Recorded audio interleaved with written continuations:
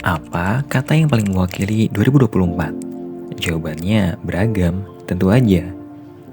Kalau menurut lembaga Oxford English Dictionary, spirit tahun ini tuh tercermin dalam sebuah kata yang bunyi maupun gambaran visualnya sedap belaka. Yap, brain rot. Ternyata berlama-lama bermain sosial media mempunyai dampak buruk khususnya bagi mental. Konten tidak berkualitas dan konten receh kini kerap membanjiri media sosial. Tapi ini bukan sekedar kata. Ini adalah sebuah fenomena yang sedang terjadi di era digital kita. Dalam konteks media sosial, brain rot merujuk pada kondisi di mana otak kita seperti membusuk.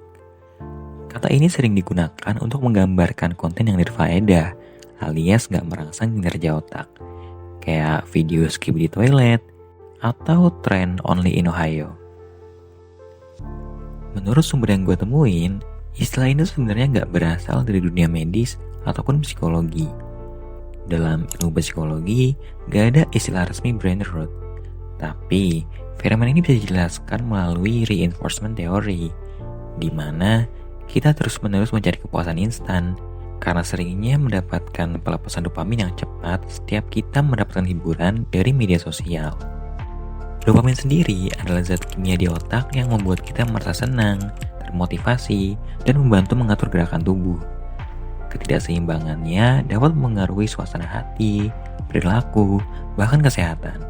But wait, istilah ini sebenarnya bukan barang baru.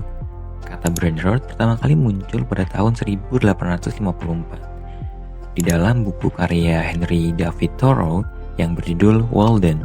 Dalam buku itu, Thoreau menyindir masyarakat yang malas berpikir keras dan lebih menyukai ide-ide dangkal.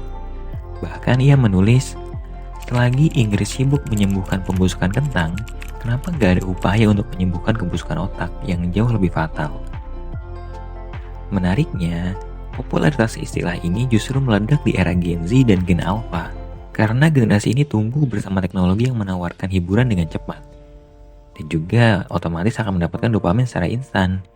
Ini membuat mereka lebih rentan terkena efek negatif dari brain rot dibandingkan dengan generasi sebelumnya. Faktanya, sejak tahun 2023 hingga 2024, penggunaan kata ini melonjak 230%.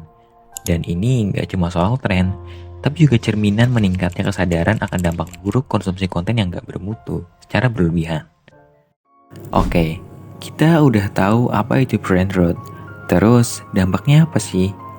Para pakar di bidang neuropsikologi seperti Dr. Andrew Huberman dari Stanford University menyebutkan bahwa konsumsi konten bermutu rendah secara eksesif bisa memengaruhi jaringan saraf di otak yang bertanggung jawab atas fungsi kognitif seperti konsentrasi, pemrosesan informasi, dan pengambilan keputusan.